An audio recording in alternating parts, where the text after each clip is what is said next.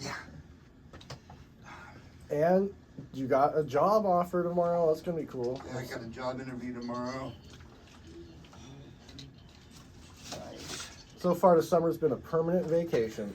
Are you no longer working at Cost Plus? No, not working there anymore. It was like a twofold thing. They were having some real issues, monetary, like financial issues, like big time. Well, they're cutting your hours back. You're hardly working there. I was working, started 30, plus hours a week, and then they got me. I was really at a point where I was pretty comfortable. At one point where you're happy with 30. They had me right around 27. 28, 26. And accommodating shows. And accommodating, my shows and all that. And then right after this last holiday season, the company started having serious financial troubles in terms of like big time, like hours, like the whole store hours. And well, there's more stuff being stolen than sold. Yeah. Well, the kind of Radio Shack, it's like it's not. You can't compete against Amazon.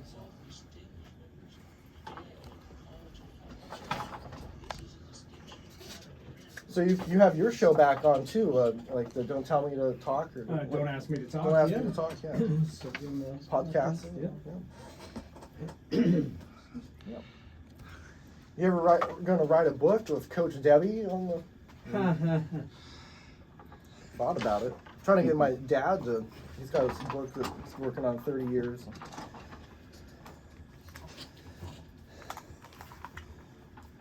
You at least published a book. That's cool. Cool. Yeah. It's not an easy thing to do.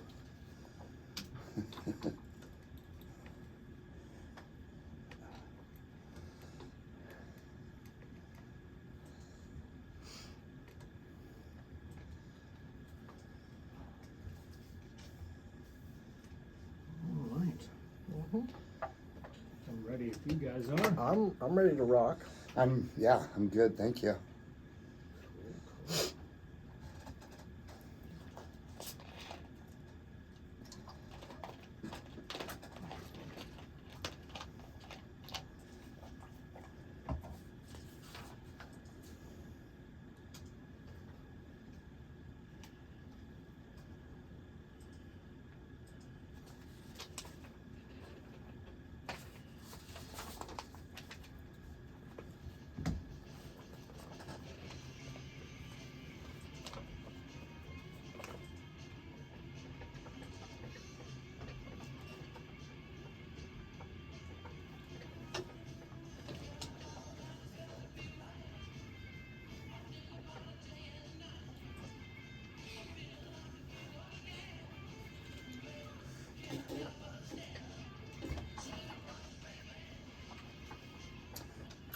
Guys and dolls, cats and chicks, you're listening to Viva ENT, rock, pop, and soul. Today's focus is about Joe Cocker, but I'm your host today, Devin, the 4-year-old dude.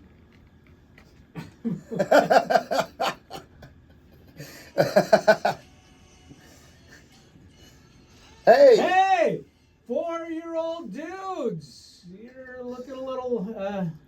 Old for 4. Old for 4, yeah. What's going on there? Well, this is my 4th year co-hosting Viva ENT. Hey! Oh! Yeah, started June 2020, and here I am. Congratulations. That went by fast. Yeah, no kidding. Well, and then I'm here with Darren, Mr. Dutrain Camp.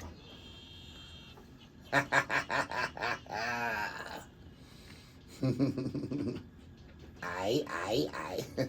Thank you guys for having me on again. Great to be here. And Johnny's been, I guess, partying at the shores too hard, so he'll be probably back next week. But this time around, he's called out. But we're here in the studio, of course, with Eric. Hey, it's me, Eric. CC Rider! The best in the West and beyond. And all around the rest. And if you're listening on the AM radio and it's not sounding so good, you should go to 1150kknw.com or get the free app and then listen there, and then you'll sound a lot clearer. That's right. Listen online. So, but our focus today is about one of the best cover artists, Joe Cocker. Yes. And have you ever seen the Across the Universe movie? Do you know? I have seen the Across the Universe movie. That is the Beatles sort of musical movie that can't remember her name, but the female who directed it, really good. I went and saw it in the theater when it happened. And did you see that movie, Eric? Yeah. I didn't. Okay, but Joe Cocker does a great version of "Come Together" in that movie. So Yeah. maybe it's a good way to start the show off with some music. But. Yeah, which of course is instrumental in my John Lennon novel, The John Lennon Conspiracy. That song plays a big part. Well, it is summertime, and we just had a great time this week at the Totally Tubular Festival. We saw like Men Without Hats, Tommy Two-Tone, one of the Thompson twins. The Tubes, Bow Wow Wow. Yeah. Great show. How fun. 6 hours of nonstop 80s madness. Awesome. We were blinded by science in the end. That's right. No, that was a great show. And then, of course, yesterday we saw Khaleo back at Remlinger. Yep, back at the farm again. So 2 fun shows. But yep, Joe Cocker, what a guy. This guy has, he's been around for a long time. He is a legend. And today I'm working Charlie Crockett at the winery. So Oh, that's right. Yeah. yeah, this evening. So that's going to be great. We'll have fun at that. Yep. And then this weekend, there's a Tom Petty tribute, Petty Theft, that's coming to town. From San Francisco. Yeah, they're called one of the best tributes. Yeah. And speaking of tributes, I saw a Joe Cocker tribute, "Feeling All Right," and that's one of his top songs. But Yeah, that's a great song. They're the same band members as Bell Bottom Blues. They do the Eric Clapton. Right. So the first set was Eric Clapton, then they changed their clothes, and then I think we saw the Bell Bottom Blues up at Aurora Rory Borealis. Borealis. Yeah. Yep. Yeah. But then I went and saw him again at Everett Historic Theater. Cool. Peter Riviere is there on the from Rare Earth. Oh, from Rare Earth. That's Yep, right. I did see you on the posted 29th. that. Yeah, Yeah, that'll be an interesting show. yeah. So that's gonna be awesome. Yeah. But Joe. How was Feeling All Right? How was they're Yeah. good? Oh yeah, they captured all the essence and the energy, and probably smart to have that be the second show because Joe has a more kind of gravelly voice, and right. a little deeper. And, Yeah, that would be rough to do that first. well weathered. So with 22 studio albums, over a 43 recording career, can't believe it's been a decade since he's been gone now. Yeah, it's funny that you mentioned that because I actually looked that up when I looked up his information and I was trying to remember when that had happened and I would have thought it was more recently. Yeah, but that was back in 2014. 2014. Yeah. Yeah. So that's crazy. So, but yeah, he plays a lot of great Beatles songs, like "With a Little Help from My Friends." And that's the song that brought him to near instant stardom in his career. So Yeah, and then actually at one point, and then he came in through the bathroom window on his next album, and at some point, I guess Paul and Ringo or Paul and John maybe had noticed that he was, doing a good job with their songs, and sort of gave him permission to do a couple more. oh, that's great. Yeah, Yeah. I love when artists share their work and let others Yeah. remix it. Yeah, and Joe Cocker, of course, is so good. They were like, sure, why not? So that became the number one song in the UK in 1968 with a little help from my friends. So, and the Beatles were still together back then too. So True enough. Yeah, that was when I was 1. and, did you ever get to see him or? I never did see Joe. That's unfortunate. Yeah. And then, it's funny. He's sort of in a category with Van Morrison. Another guy that similar types of music and sound and stuff, and just never saw him live, unfortunately. But would have loved to have. Yeah. Well, I just saw the Van Morrison tribute too recently. So that was, Oh yeah, true. That's right. And a James Taylor one, and that's some similar band members. So. Sure. No, that's cool. Very cool. They're sort of in that same area of music. It wasn't really tribute bands before Joe. Was Joe like one of the original tribute bands, or is that, I mean, there's... No, because nobody really did tribute stuff so much. I mean, there were things like Beatlemania. There was like something that was called Beatlemania that was like a tribute thing to the But Beatles. was that happening before the Beatles broke up? So he was covering Beatles songs, kind of like Jimi Hendrix. Yeah, but he wasn't like a tribute band. He was just like He just played like doing some covers of theirs. But he would do, I think, other bands' covers because he did some Dave Mason covers and he did some other covers as well. Yeah, everybody was doing covers. Exactly. It was the, doing your own thing, writing your own music. That was the new and different thing that the Beatles were doing. I was just going to say the Beatles started out as a cover band Absolutely. doing Chuck Berry Right. stuff and old blues stuff, and they made their prominence by becoming these fantastic songwriters. Some people in some bands write their own stuff, and some people are great, but other people write their stuff. And speaking of Which, covers, nothing wrong with so that. I went and saw Vampire Weekend. At the end of the show, they played about 10 requests from the audience. Oh, wow. And all over the map, from Beyonce songs, Nirvana, even a Bob Dylan one. Yeah, so, Bob Dylan. So, Talking Heads played Psycho Killer. I mean, that's, Great song. yeah. Yeah. No, and it was maybe even like a the Cult song. Oh, yeah, they played The Cure. The Cure. Yeah, Just Like Heaven. Just like Heaven, there you go. So, Yeah. and then even Alanis Morissa's Ironic, just all over the map. So Alanis Morissette, is that Alanis Morissette, who's coming to town on August 3rd with Joan Jett and the Blackhearts. Well, she last night, I'm sorry, a few nights ago, she sang the national anthem before Game 7 of the NHL Stanley Cup the final game. Oh, wow. Yeah, and that's big. You always get your biggest person to, do a Game 7 national anthem, and so it was her. She's got the pipes. Yeah, she was great. So there's probably a lot of songs you haven't heard that Joe Cocker has covered, like The Weight. Are you familiar? By the band. By the band? Yeah, But yeah. have you heard his cover of that? I heard it somewhere along the line. I haven't heard it for a while. I know the Grateful Dead covered that song as well. What about Honky Tonk Woman? Like By the Stones, yeah. And I I'm don't know excited- that I've heard that version. Okay. Excited to see the Stones. I'm going up to Vancouver to go. Yeah, that's right. You're going to go see him again up in Vancouver. Yeah, That'll be fun. This might be the last time, but hopefully not. Hopefully they'll come back. So There's a song the Grateful Dead actually covered as well the last time. I think I saw that at my last Grateful Dead concert, coincidentally enough. just around the corner, we're seeing Todd Rundgren, Beck, Yeah, and got a lot of stuff lined up for the summer. It's going to be a crazy summer. got to mention, Wilson's band, Little Planet. Oh, Little Planet. Yeah. Tractor Tavern, July 3rd. Right, If right. Beck cancels, we know where we'll That's find plan us. B. Yeah. Yeah. So, Yeah, that's cool. but what are some of your favorite songs that Joe Cocker covers? Oh. I have a list.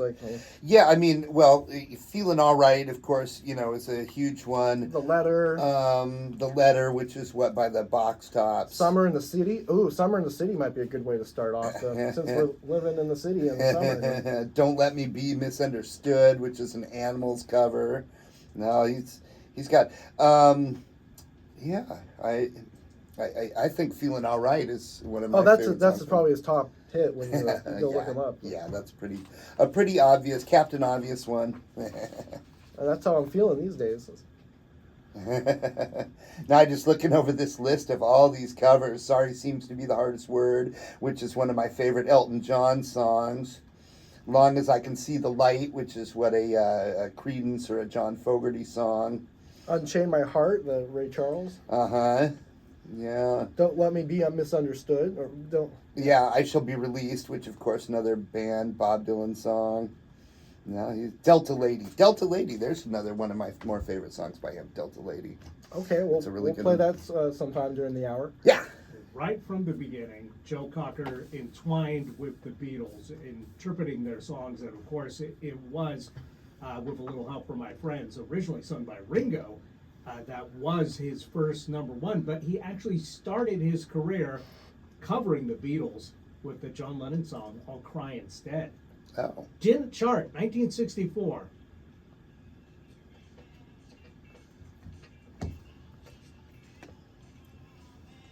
But this is very reminiscent of the Beatles sound.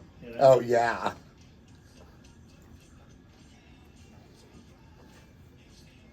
Yeah, somebody did a good job with the production on that one.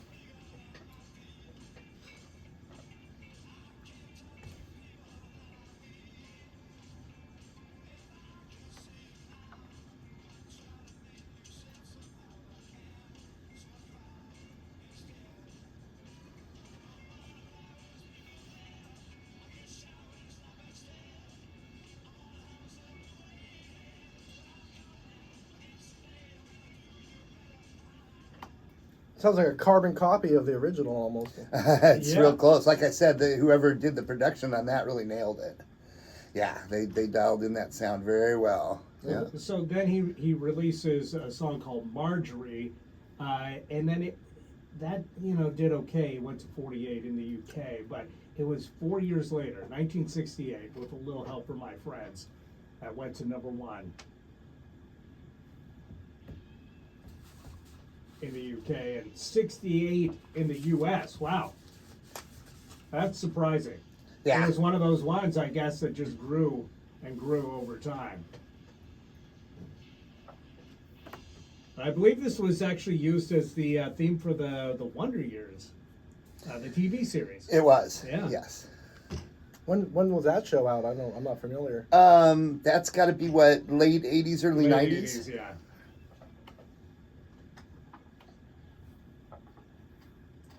Gave Fred Savage a career. Yes. Who, of course, was also wasn't he the kid in Princess Bride? Probably. I He haven't was seen that he was the movie. kid that gets sick, and Peter Falk reads the Princess Bride to him.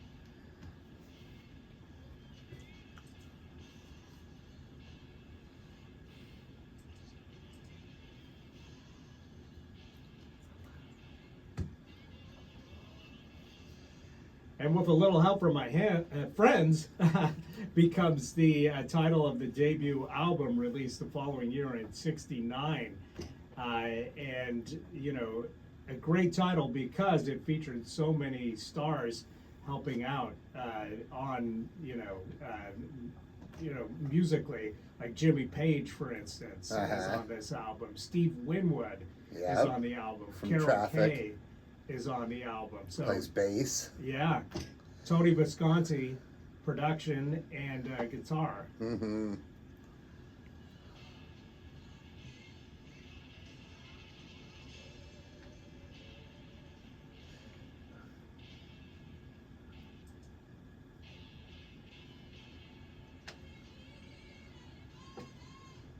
Helps to have friends. Yeah, they Yeah. nailed the song. Yeah. And within that 4 years, you really hear how he goes from just covering a song to being a song interpreter. To making that song his own. Making it his own, that's right. Yeah. No, you got it. And a lot of people consider this the definitive version of the song. But when I listen to the Ringo version, I think, yeah, he did pretty good, Sure, of That's course. not bad. Of course.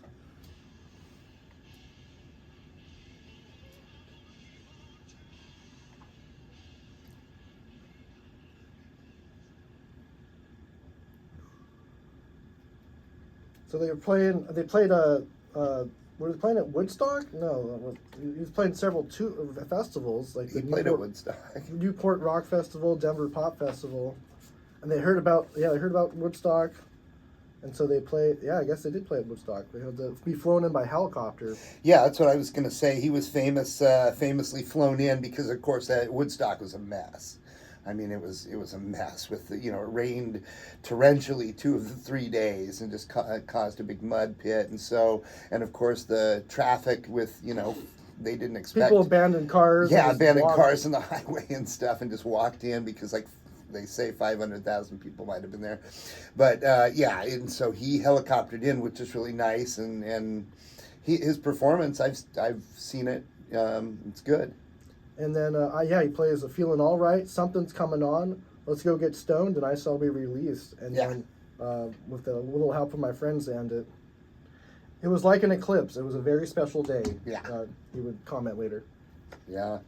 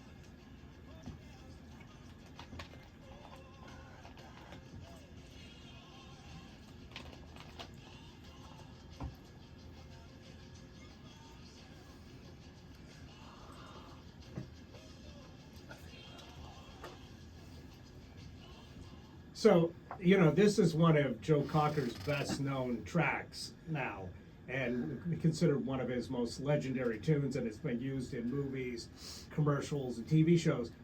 Follow up to With a Little Help from My Friends, and on the With a Little Help from My Friends album. Doesn't do much in the charts. 49 in Canada, 69 in the US, doesn't chart elsewhere. So it's one of those ones that just grew and grew and grew, despite not making that big of a splash at the time of its release.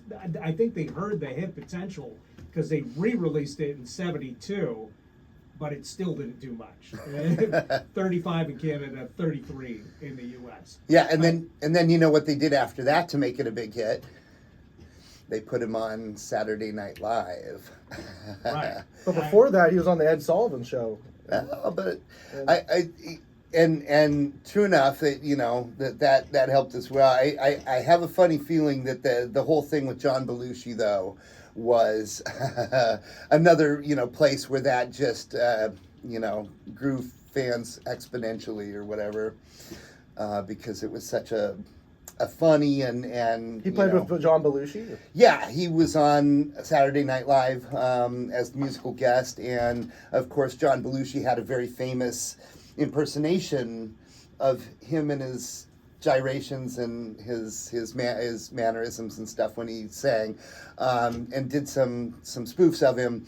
And so when he played that song, John Belushi came out and started sort of singing with him and doing the gyrations and stuff. And this was before the Blues Brothers? This was in 1976. So, yeah, 4 years before the Blues Brothers. Yeah. And so, of course, it helped, build its cult status. And real quick, I wanted to interject one thing real quick while we're talking about John Belushi and mentioning the Blues Brothers and stuff. So last week, my uncle passed away, Bob Camp. He was a great guy. He ran Pier 1 Imports back in the 80s, in the late 70s and 80s, and I had my first jobs at Pier 1 Imports with him. But he was responsible for Dan Aykroyd saying Pier 1 Imports during the famous mall chase scene during the Blues Brothers movie.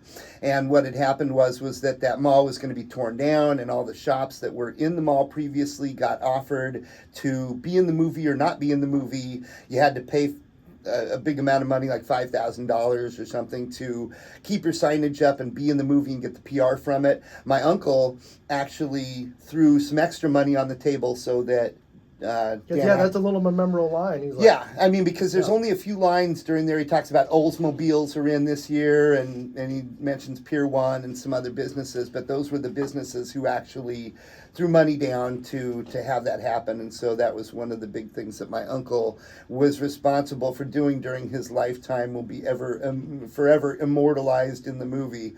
So anyway, rest in peace, Bob. Thanks for getting me through some parts of my life. And he made a plaque for you when you were a kid? He made a plaque for me, when I was born. So anyway, he was a great guy. Yeah. He'll be missed. So a little side there. But yeah, I think Saturday Night Live, just really sort of helped make that song a huge, huge hit, Yeah, and it was a Traffic song that they covered. Dave Mason, part of Traffic, wrote it for Traffic, and they recorded it. And of course, Steve Winwood, also part of Traffic, played on Joe Cocker's debut album. So let's hear a little bit of Feeling All Right from Traffic. Yes.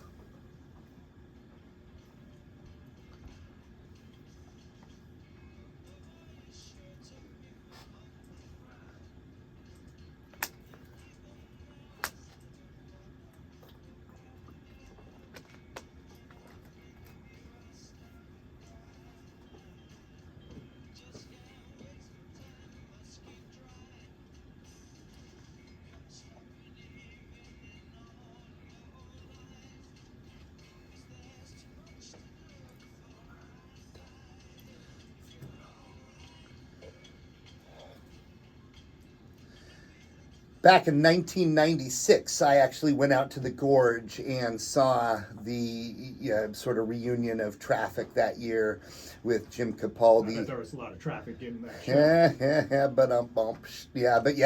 Of course, back in those days, there was always traffic in and out of the Gorge. No GPS. No GPS, right? No cell phones or anything. But they played that song. It was Jim Capaldi and Steve Winwood were the two main guys in Traffic on that tour. But yeah, good, legendary song there. Oh yeah, I didn't realize it was a cover. I thought so. What is there any originals, or he just only plays covers? At least all his singles, I think. I'd be hard pressed to Yeah. tell you He's what not an really known original as a of his songwriter, is. yeah. Yeah. Well, he's played like Blue Medley, "I'll Drown in My Own Tears," when "Summer with My Baby." I mean, those might be covers. I'm not familiar with. Oh, original I'll artists. tell you what an original song I think of his is. Back when my sister was graduating from high school, their prom theme song was "Lift Us Up Where We Belong" with Jennifer Warnes. Right. Yep. So that might be an original. That was a hit. I don't think he wrote that, but yeah, that was a smash hit in the 80s, and it brought his career, to, I wouldn't say an end, but maybe success-wise, and it definitely introduced him to a whole new generation with that Dirty Dancing soundtrack. Sure. And that was a peak. It peaked at number one. Or not Dirty Dancing, but That was what, 9.5 weeks? Is that what it was? Yeah, I think you're right. We'll look it up as we get to that tune. But Yeah. Delta Lady in '69, another fairly good sized hit, was number 10 in the UK, 69 in the US, which, let's remind people, was the same chart position as Feeling All Right. Right.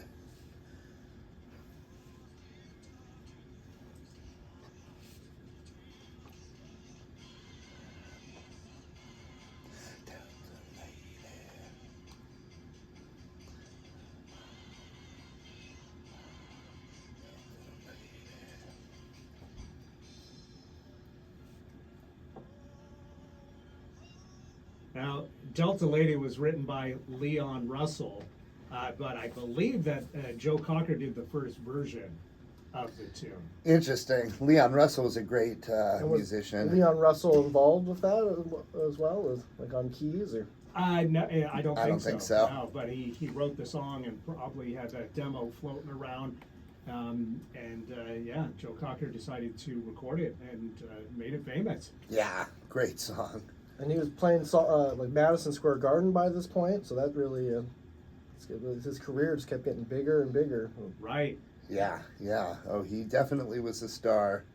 He's kind of like the English Linda Ronstadt in a way, in that, she made her career on covering all these other people's songs, Yeah. but really interpreting them in her own way. Right. And Joe Cocker did the same thing, another great hit was The Letter from the Box Tops, as you said, Yeah. which featured, I think, an 18-year-old or 16-year-old Alex Chilton on vocals originally. Oh, and what band was he from? Remind me. He fronted Big Star. Big Star. I was after going the to Box say, Tops, because he yeah. was the one who wrote the theme from that 70s show. Right?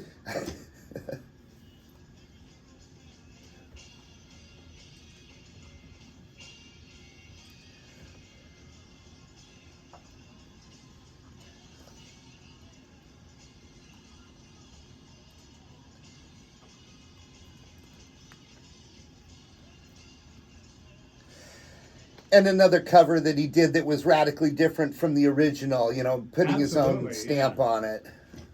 Yeah, and this went to number 7, which is surprising me because I don't think I've heard this song before, or this version of it.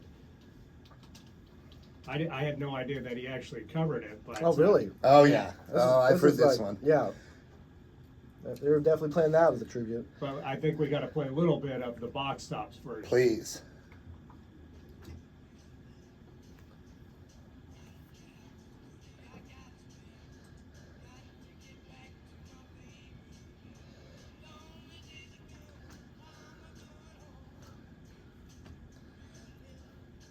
Yeah, Joe didn't use any French horn in his version. No, he didn't. It's radically different, but both versions are great. Jokes.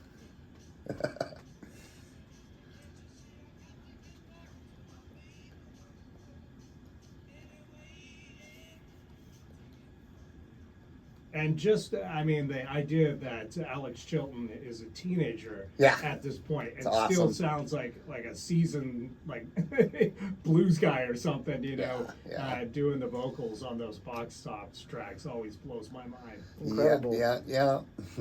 Well, they were more mature back then. So. Probably have been smoking for 10 years at that point. Right, Who right. knows? That was it It's at funny. the time. Speaking of smoking, so Joe Cocker went to and toured Australia, but then his entourage was arrested for possession of marijuana. That's not And good. so they were given 48 hours to leave the country, and they gave him the nickname the Mad Dog. Yeah.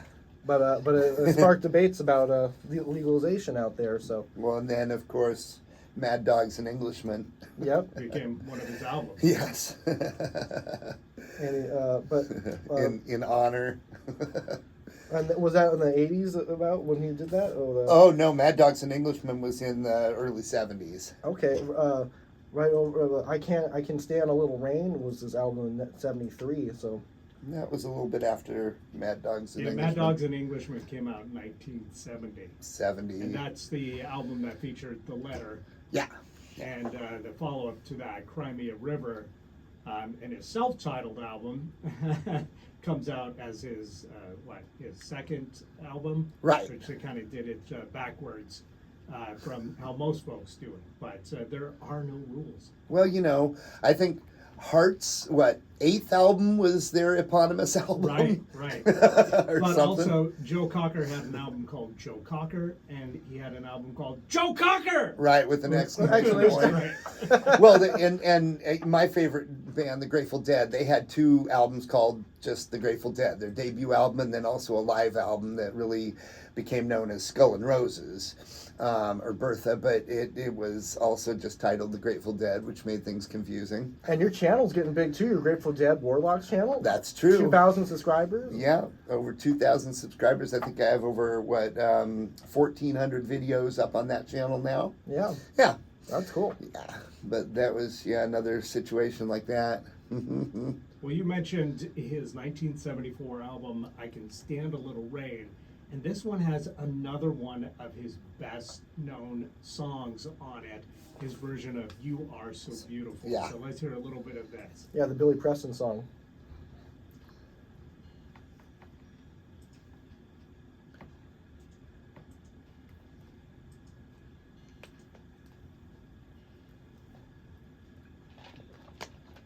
I didn't even realize this was a Billy Preston song. And, of course, Billy Preston was sometimes considered the fifth Beatle. Absolutely. So that Beatles thread really goes through Joe Cocker's career. Yes, it does. Billy Preston was on the rooftop during the rooftop concert. right.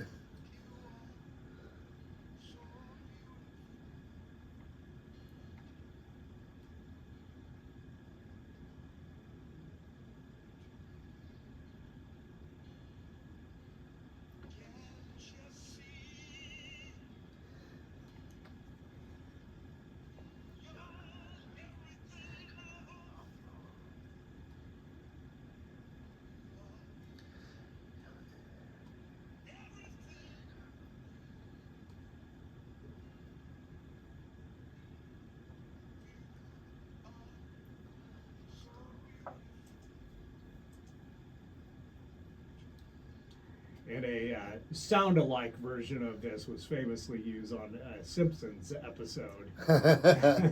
It's like season 2 or 3, I think it was. Right. But yeah, it just goes to show the cultural impact if you're being parodied on The Simpsons. Right, then right. You've made it. You know you've made it. But insofar as that song, neither of those two guys had the most famous version of that song. And of course, Ray Charles had the most famous version, right? Potentially. I mean, Joe Cocker's version went to number 5. That's pretty hot. Yeah. Yeah. And this is all before he went on the Saturday Night Live. Well, Saturday Night Live wasn't even a thing until '75, right? Yeah, because the year that he did the thing with John Belushi was in '76. That was in season 2. It was right at the beginning of season 2. Yeah. And he had an 11-date tour in Canada, so Mm-hmm. he was in a lot of debt to the record company, and he was struggling with alcoholism, but he Like a lot of them were. so he had to get sober. And Yeah. that was the condition to. Well, again, like a lot of them had to. Yep. I mean, like we talked about Aerosmith. Mhm. Remember having to get clean and stuff. To And Justin Timberlake might have to too. So. yeah, after his little trip through the Hamptons, huh? Yikes! But Yeah. So and then he in '79 he joined Woodstock in Europe. So I didn't realize there was a Woodstock in Europe as well. don't remember that. Wow. Yeah. Well, there was a quote unquote the Woodstock in Europe tour. So it was like a 10th anniversary thing. I guess so. Yeah, '79. So Yeah. Interesting. So and then he won a Grammy award for best pop performance by a duo. For the Up Where We Belong in Yes. 1982. Right, which was his next #1 hit in 1982 from An Officer and a Gentleman. Oh, there we go. So, yeah, we both had that Yeah, movie yeah, yeah. wrong there for a minute. But let's hear some of Up Where We Belong. That's funny. A guy I went to high school with was an extra in some of the scenes in An Officer and a Officer and Gentleman? a Gentleman. Yeah. So it was filmed out on like Whidbey Island.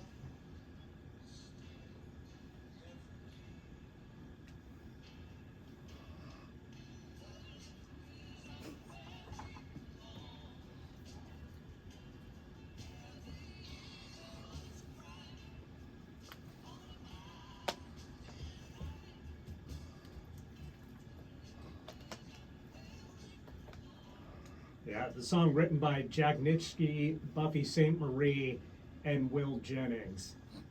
And it won him the Academy Award for Best Original Song. Wow. And they performed the song during the award ceremony. So. Right? Yeah. And various versions of the song have also been used to parody the final scene of the film on television shows such as Family Guy, The Simpsons, and South Park. Yes.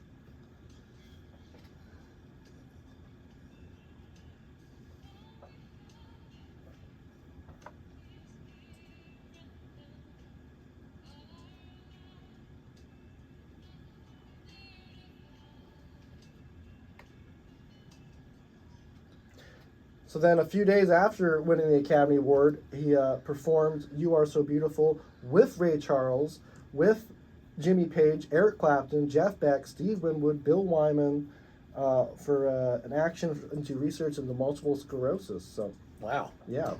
I didn't know about that one. That's cool. And then he went to Austria on tour, but it was arrested by Austrian police after refusing to perform because of inadequate sound equipment. Wow.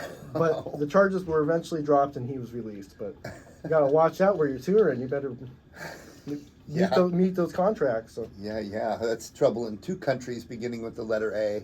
Okay, but you were correct that You Can Leave Your Hat On was in the 1986 film 9.5 Weeks. So I knew I had the wrong song. Wrong song, but yeah, right. Right movie, wrong song. Yeah.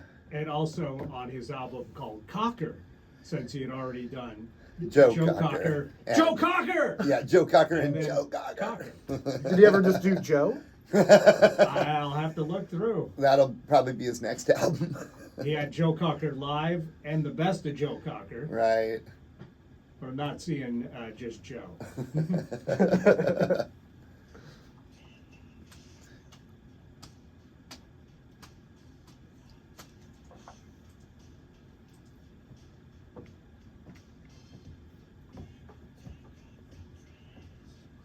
Now this was a Randy Newman song. Yes. Gotta love Randy Newman. That guy was great. We got to do a show about him sometime. Yeah. You know what other famous song he wrote for another band? Mama Told Me Not to Come by Three Dog Night. Yeah, also yeah. done by the Wolfgang Press. Yeah, it was a great Randy Newman song.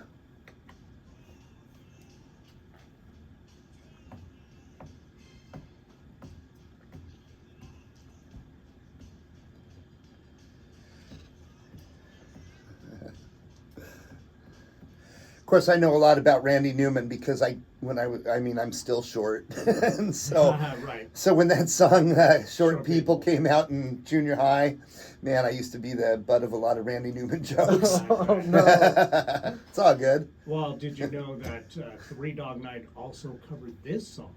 Oh, this No. leave your hat on. Yes. I didn't know that. That's cool. Can you find that? Is that in the archives? Oh, I'm sure we can find it. Yeah, Three Dog Night was a great band. Oh my goodness, they were really something. I think else. I've only heard this version of the song. Oh yeah. This is probably the only version of it I've heard as well. Definitely the most famous version. Yeah. But here's a little bit of Three Dog Night doing the song.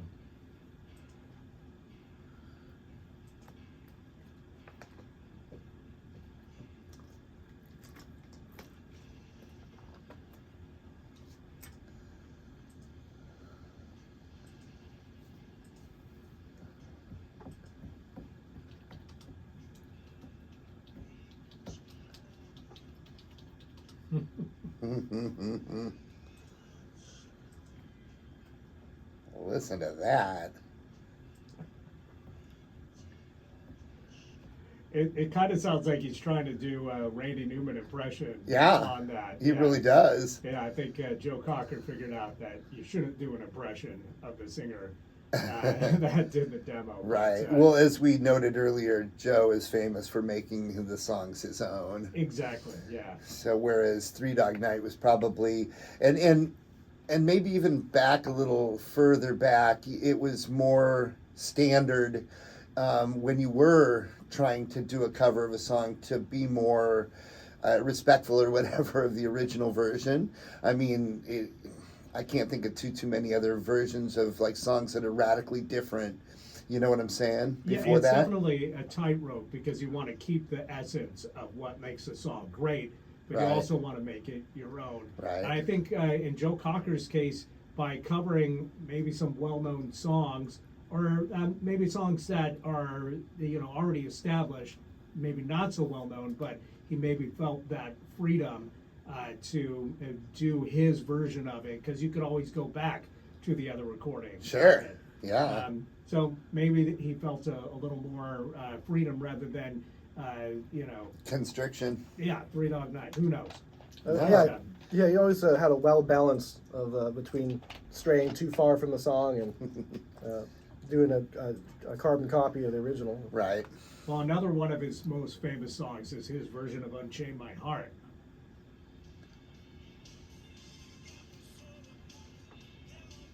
Which became the title of the album he released in 1987.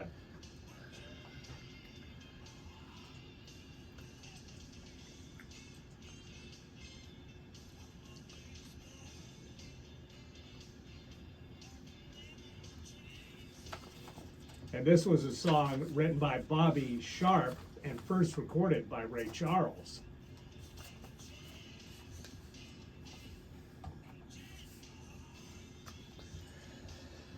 Yeah, Ray Charles, awesome. And he was nominated for a Grammy Award for this song, but it did not win. But can't all be winners, but that's still cool. But As Primus once said, they can't all be zingers. well, we're gonna go see Primus here in like 3 weeks. That's right. Coed in Cambria. Willie Nelson, please hold on to our concert. Please get better. Please We feel wanna that. see Yeah, him. yeah. It's canceled a few dates already, so Yeah, I heard about that. That's sad. He's 91. still having fun. Well, he just keeps producing album after album. The album Blues in 1987, Oro Incesso, I don't even know how to pronounce that, 1989. He performed for George W. Bush at his inauguration concert in 1989. Didn't know that. Yeah, I didn't know that either. And in 1992, his version of Bryan Adams' "Feels Like Forever" makes the UK top 40. Yeah, I was just noting that a little bit earlier than that, he had also done "When the Night Comes," which is written by Bryan Adams and some other people. Yeah, I think he's one of those artists whose career outshines his chart positions. Sure. Sometimes it goes the other way, where Right. you go like, "Oh, really? They had that many hits?" But in his case, Right. it's like, "Oh, really? He had less hits than I thought he did." Right. Because he's always been one of those guys that was in the the pantheon of great artists. That was getting airplay and being placed in movies and TV shows, and people just talked about Joe Cocker. Sure. So I would have assumed he had like 10 number ones and instead of Two or three. Yeah, 2 or 3. Yeah. So Yeah. I know you guys are both big fans of Bob Marley. So when I see yeah. that Joe Cocker released a version of "Could You Be Loved," Oh, yeah. I figured we got to play some of it. Definitely, because we're please. seeing Ziggy Marley July 11th. And so then we're also going to see. all the brothers all the together, brothers September together. 8th. Yeah. Yeah, that's going to be fun.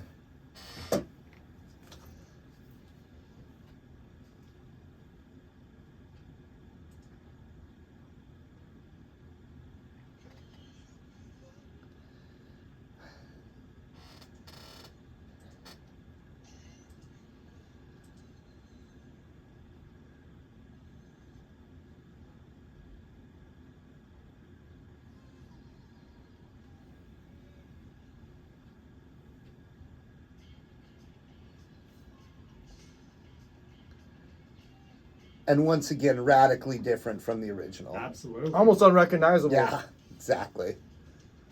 Like, this is not a reggae song. Right. Oh, funky. Yeah.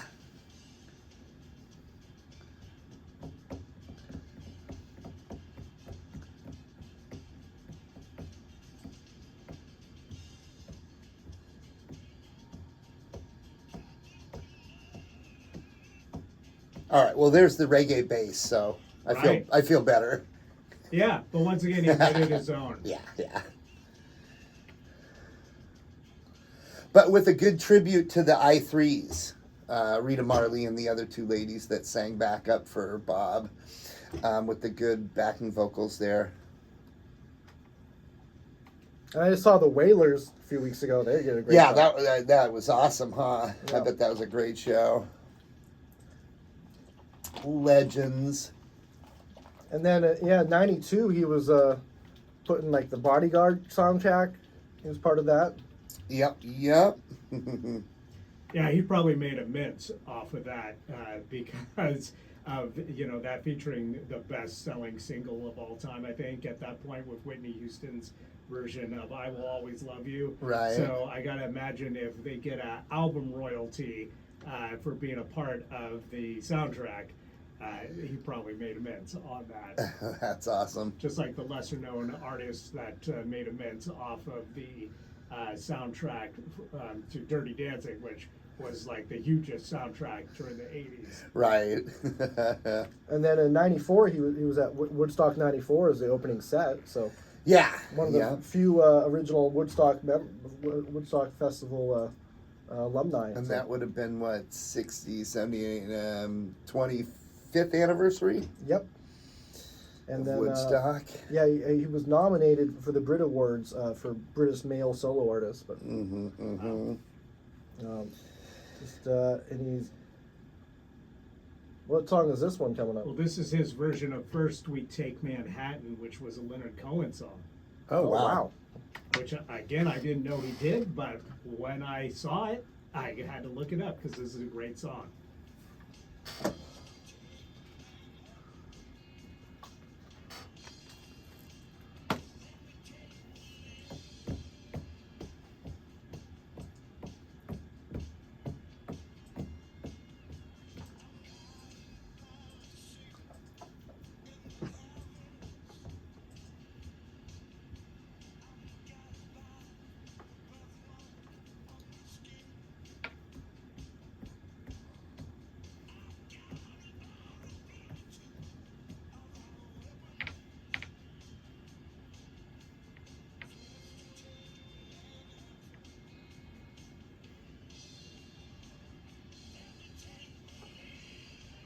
Now, a really interesting thing about this tune is that it was also covered by Jennifer Warnes. Yes. Wow.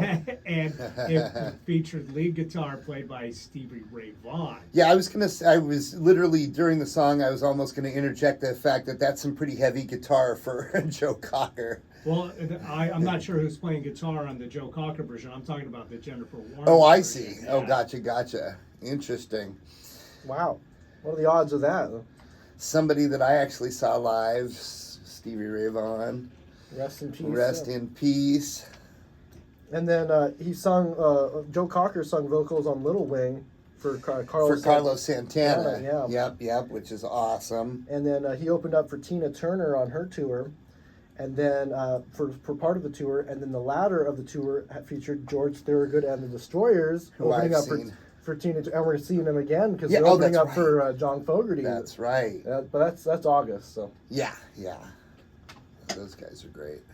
So, we've probably only got a couple minutes left, but Yeah, we've got a few minutes here, but I got to mention, as a big fan of Pulp, the band, and they are actually reunited and on tour, and I'm going to see them in September in San Francisco. oh wow, Because unfortunately they're not coming here. Okay. I always had a kind of a fond thought of Joe Cocker because Jarvis Cocker, the singer for Pulp, tells a story about how his dad had made a living by moving to Australia and pretending to be related to Joe Cocker. Because they both shared the same name. That's they funny. Were both from Sheffield in the UK. Yeah. And so he apparently went down there and, was dining out on the stories of being Joe Cocker's brother or something. That's funny. And was not actually related to Joe Cocker. Oh. Yeah. did Joe Cocker have any kids? Or I don't think so. I don't know. I mean, I used to work with a guy who looked like Randy Johnson, and he was tall too. And we used to go into bars, and he'd wear like a Randy Johnson jersey, and people would say, "Oh my goodness!" And Chris is like, "No, of course I'm not Randy Johnson, but he's my cousin."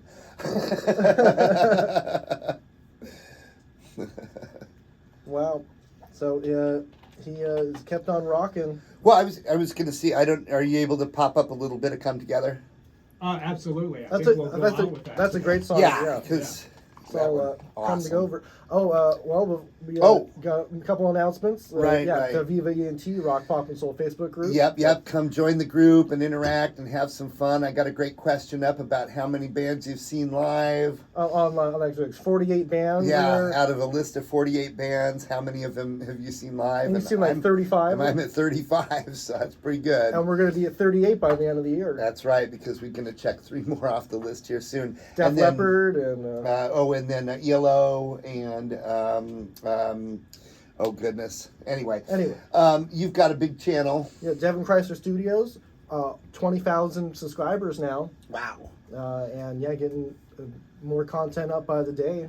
Yep. And then I've got my main channel at Do Train, and that's where I have most of my live music and stuff. And that one I just passed. You're about 11,000 subscribers. Yeah, 11,000 subscribers, and I just passed 800,000 views. So I'm you're going to have a million getting by close the end to of the a year. million here. Yeah, So that'll be nice. And then so come check out our content. check things out. Yep. And we'll be going to some more shows here coming up pretty soon. A lot of shows this summer, so we'll have a lot of good stuff up. Yep. Eric, any announcements for you? Oh, yeah, I'll just plug that you can check out the great podcast, Don't Ask Me to Talk. It's me and Stacey Heller. We have a lot of fun talking about nonsense for an hour. We're your podcast pals, so just check it out wherever you find podcasts.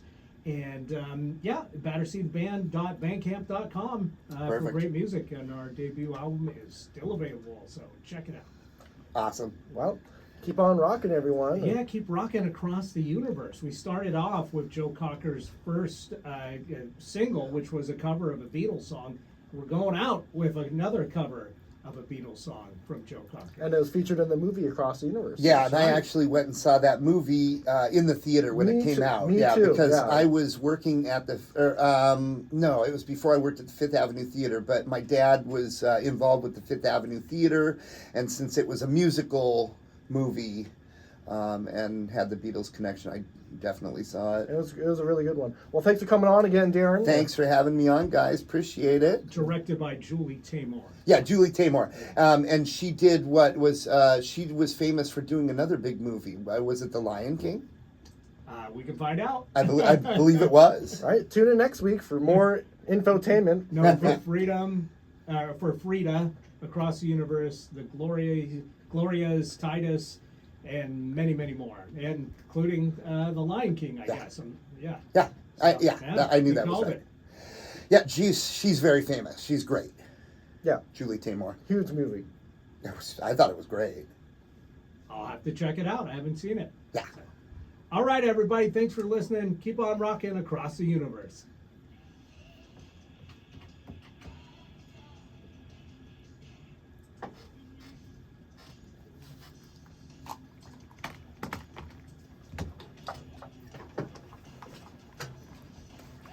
Good show, guys. Yeah, Thank thank you. you, Eric. Yeah.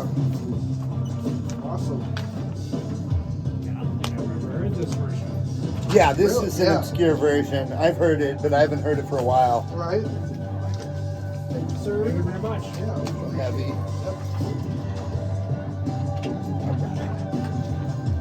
Thanks for letting me plug my stuff. Totally. Yeah, of course. Yeah.